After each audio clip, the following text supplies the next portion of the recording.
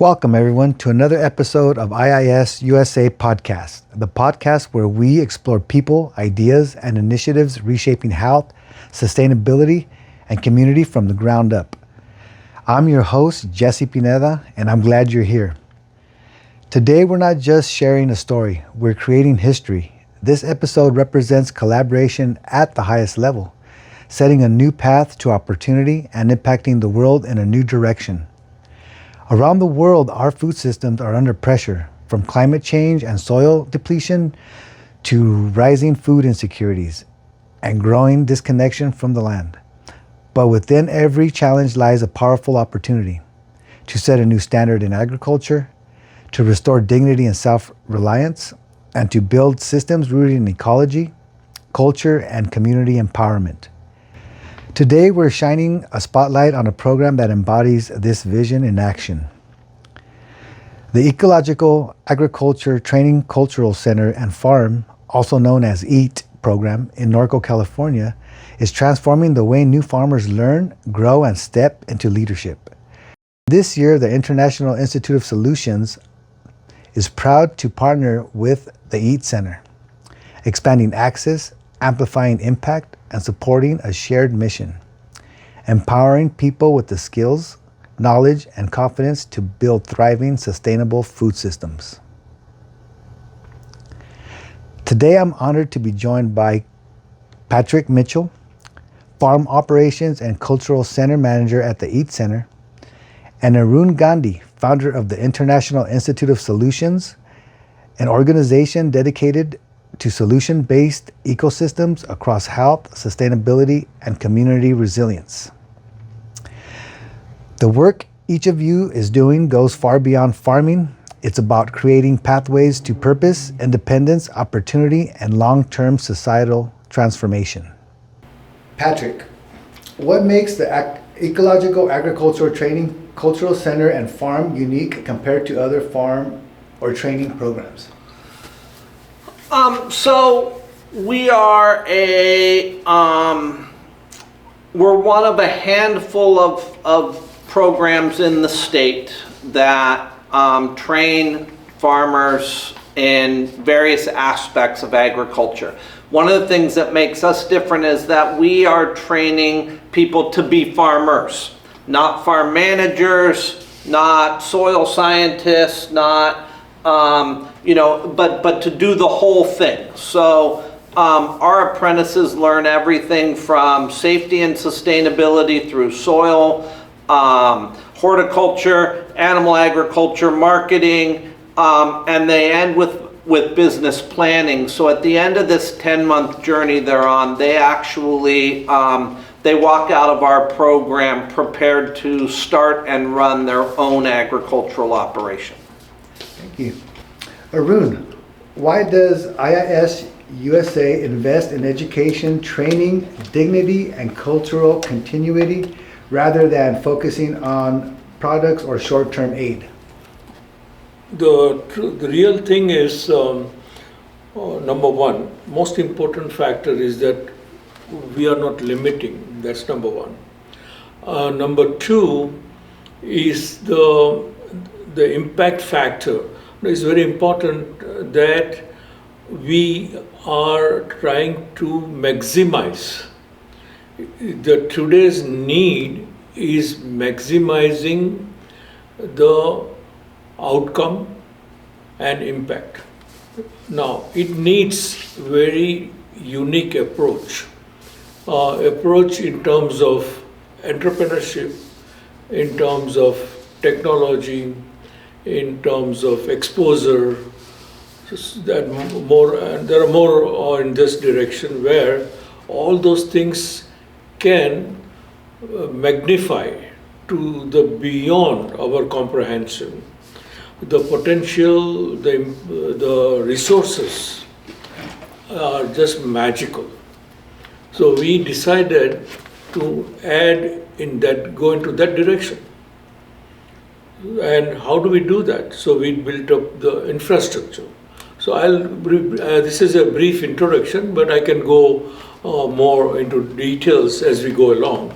But whole concept based on maximizing the utilization, the resources, and impacting the world in a very speedy manner. We do not want to wait years and years and years to get the results. We need the outcome like yesterday. So that is what has not been done in last 50 years or 100 years. We want to shift that direction. That can be done, and we know, and we are going to do it. It's not like maybe six. So the whole concept is based on what has not been done in accomplished in last 100 years. We want to accomplish within 10 years. Now, how can we do it?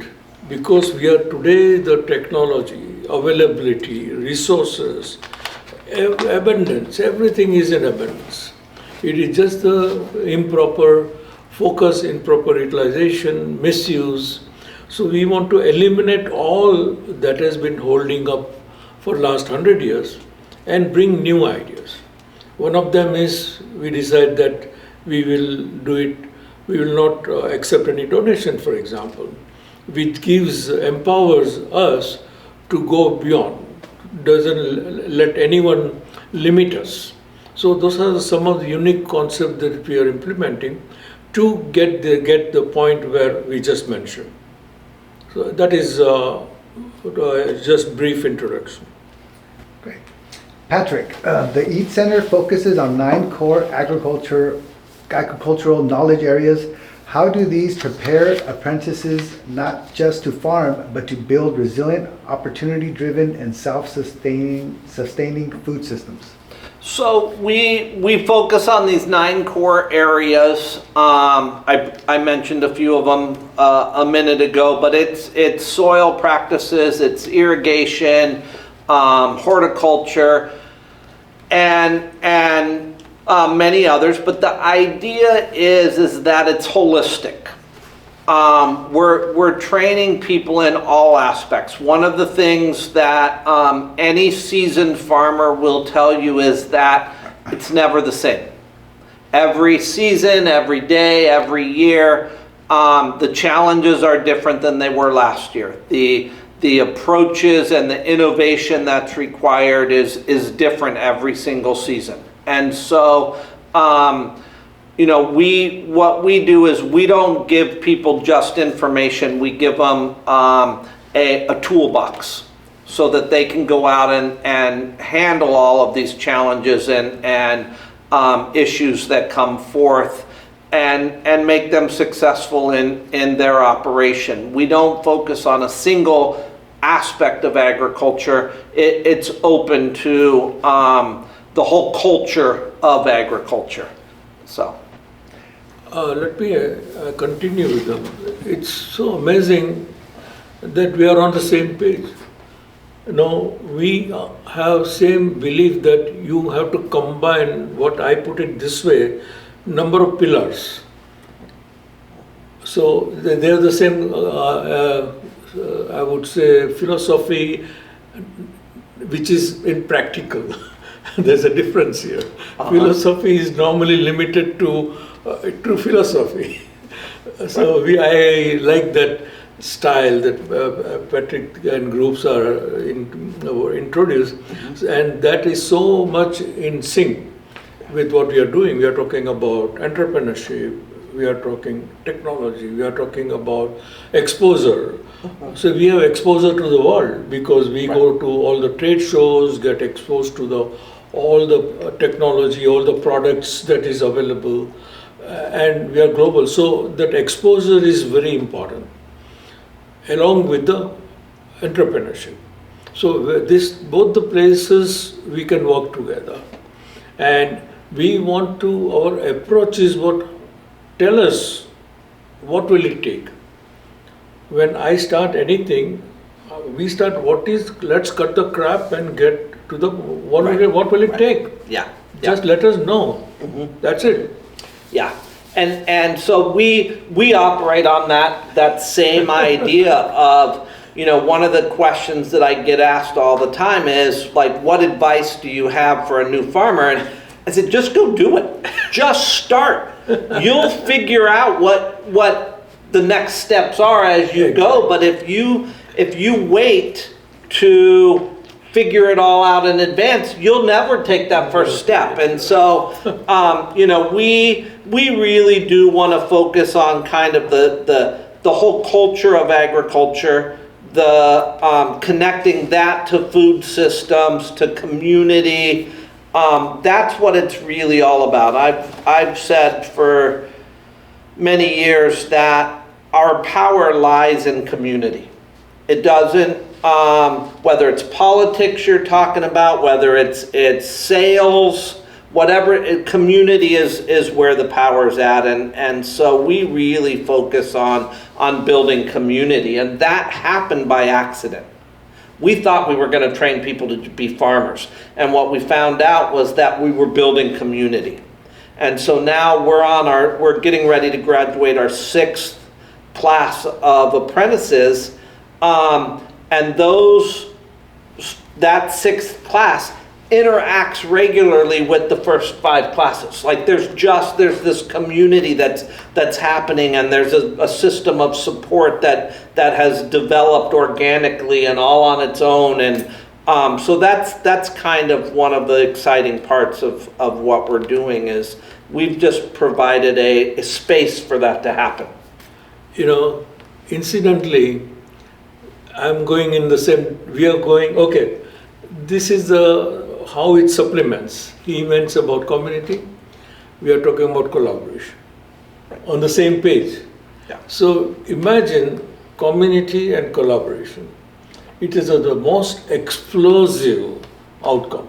Yeah, yeah. So we are in the same page, which has very similar. So what my point here is, each one can supplement. Community, so then the entrepreneurship, they are much into creating farmers. So farmers also has got entrepreneurship part. Yeah. Then we are talking about the exposure. Right. So there is a lot of synchronizing between their organization, and that's one of the major thing that attracted me, that we are creating history. Yes, yes, yeah. That prompted me that. Because of this are some of the points that we started with, and this is like going so much. Some of the things, what I believe, that when we are in the same direction, then automatically it multiplies. The outcome multiplies. Mm-hmm. So, and that's the reason the first thing that came to my mind is history in the making. Yeah. Yes. One theme that keeps coming up is that healthy soil leads to healthy food and ultimately healthy. So this is a group question for both of you gentlemen. How do regenerative and ecological farming practices ripple into mental health, food security, and cultural resilience? For me, I go back to this program. Although we're in the community, we work throughout the Inland Empire. We're serving folks from 5 counties, 33 cities are attending our programs. But it all started in the LA County Jail, where that was our first training program, was training inmates to participate in organic agriculture. And what we found was that there was a sense of healing that was taking place. So you can imagine LA County, I think, is the first or second largest jail system in the United States. But what we found was that as those inmates went out and they planted seeds and they tended rows of plants, and we raised chickens and we raised sheep, all of the sudden you saw a transformation of how they viewed the world.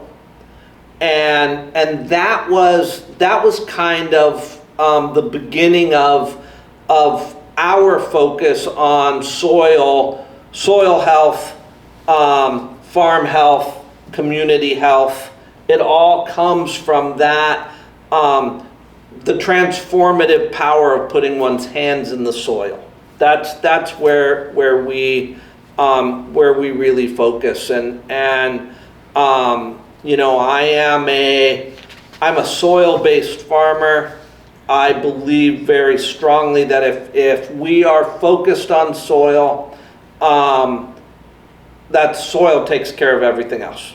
You get healthy plants, you have healthy harvests, people get healthy food. It's just a win-win all the way around.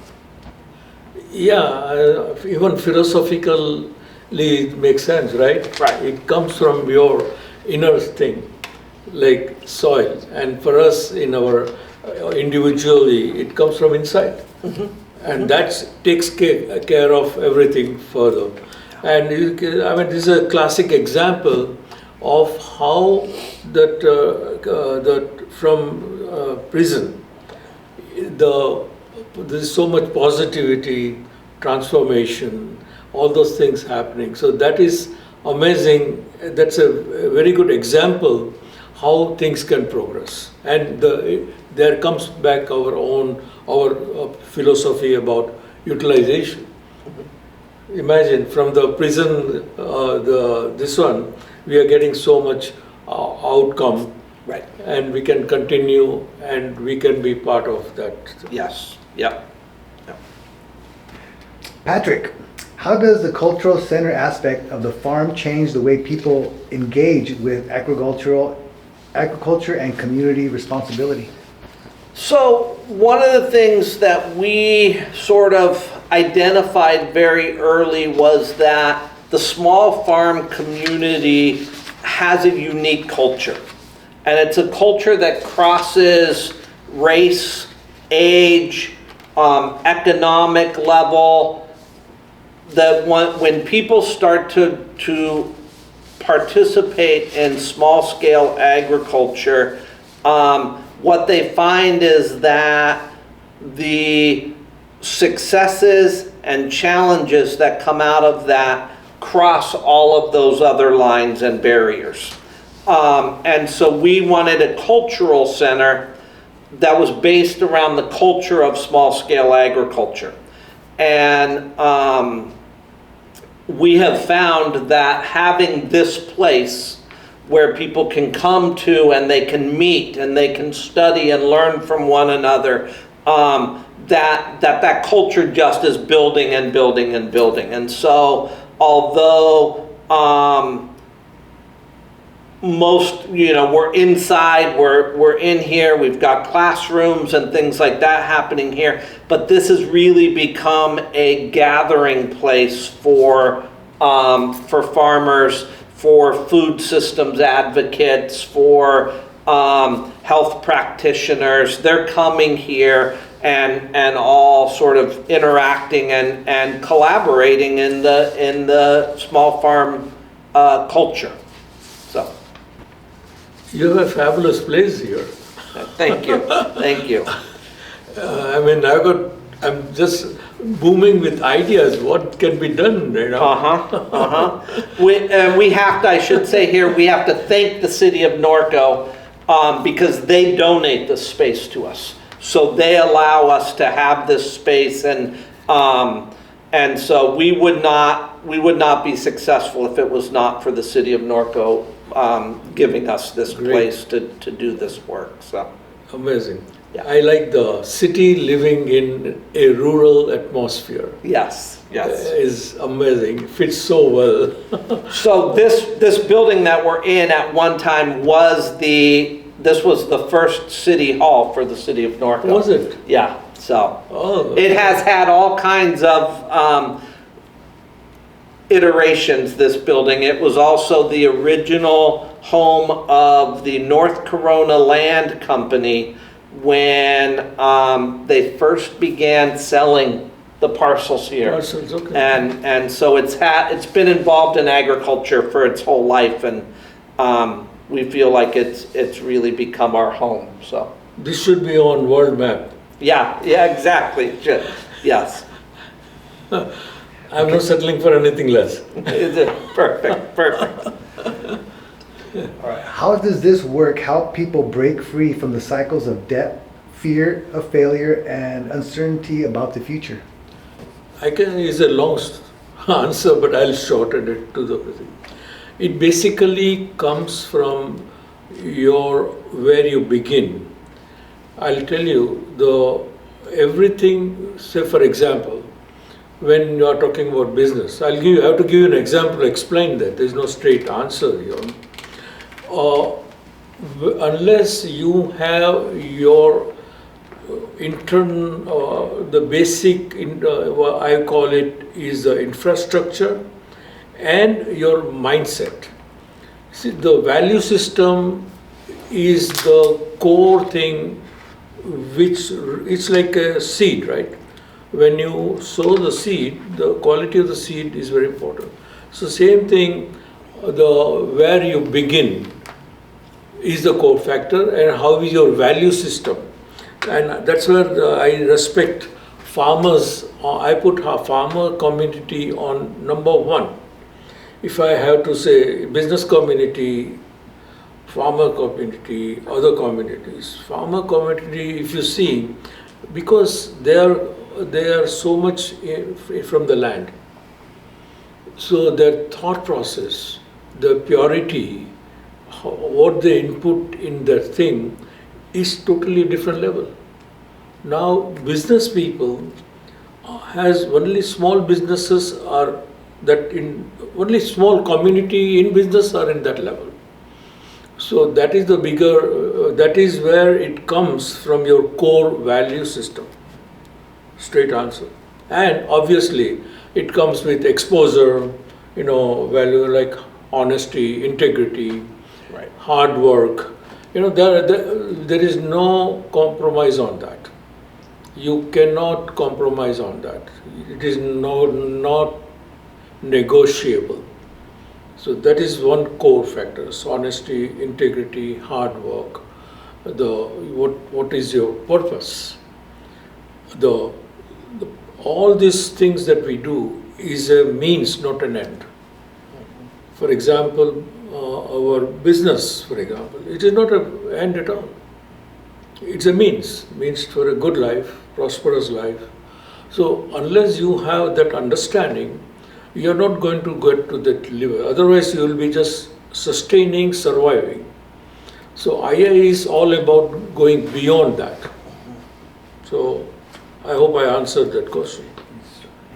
Patrick, what happens when communities are trained, not just supplied? Well, I think what happens is that you find a support system. You find that you're not the only one doing it. And so the training that happens is we train people to problem solve. We train people to, like Arun was saying, starting with that quality seed.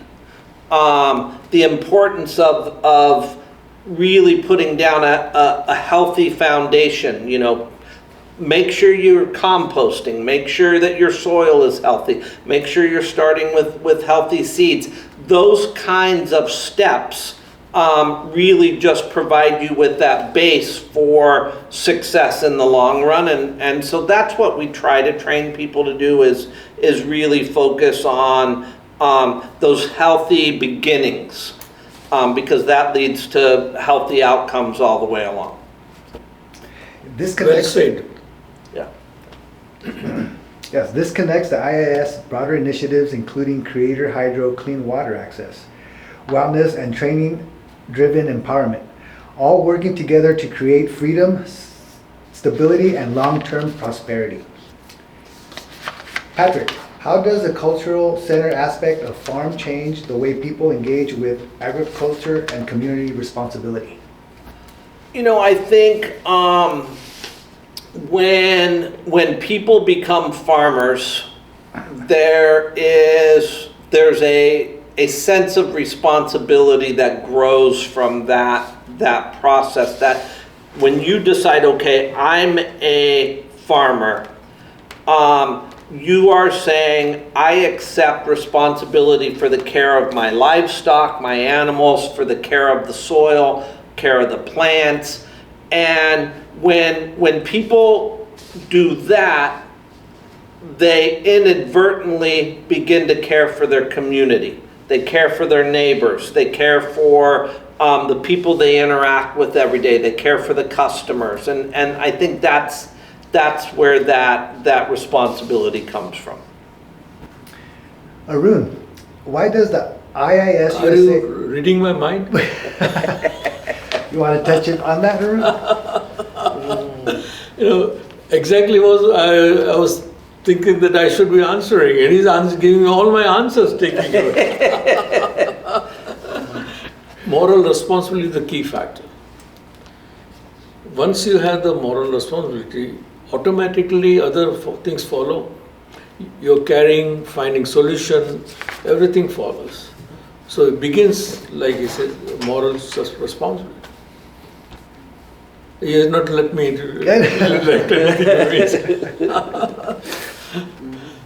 Maybe you can go into what draws you to work with organizations like this. You make this decision within one meeting. It's very easy. You can see through certain qualities. So when you see you're doing the moral values, core, what I see the core, then everything follows automatically. So the starting point is when all my deals that we have made, for example, what we have made within one meeting, and we are talking $1 million this deals only by seeing. When you have a genuinity, you see through better. So we see the genuinity is the key core factor.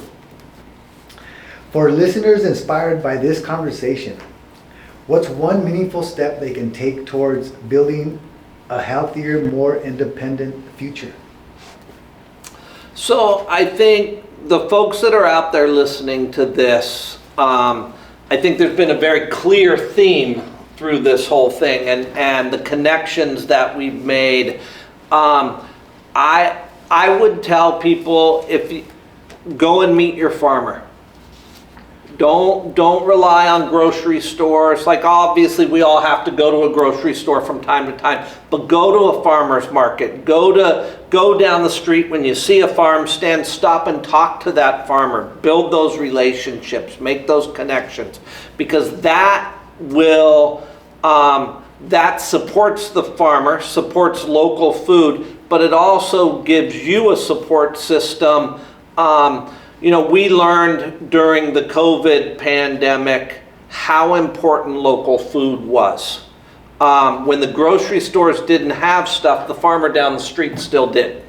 And those kinds of connections that's what makes us a resilient community, is when farmers and consumers are connected. Okay, this is very amazing, same situation here, continuing on the same trend. Where this basic principle starts with bringing the finest to the world. That's our theme, one of the themes. We have created multiple themes, how each theme can take to that point where we want to be. So one of our theme is bringing the finest to the world. How do we get it? Can we get anything better than any other source than the farmers? Can you think? No. We get straight from the farmers, so no processing, no mixing, so can't get any better. So that's where, how do we bring the best to the world? By creating our own. That's why we introduce microgreens. That's why we introduce basil and so many 10 different supplements. Because of the same principle that he's suggesting and implementing. You got my point? Okay. Thank you, Patrick and Arun, for your meaningful work you're doing to set new standards, create new opportunities, and guide communities towards independence, resilience, and purpose. And to our listeners, this is more than a podcast episode. It's another step towards freedom from hunger, fear, and uncertainty, and towards a future of empowerment and self-sustainability and shared happiness.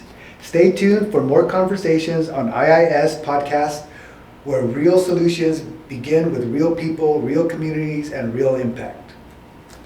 Thank you. Thank you. Thank you.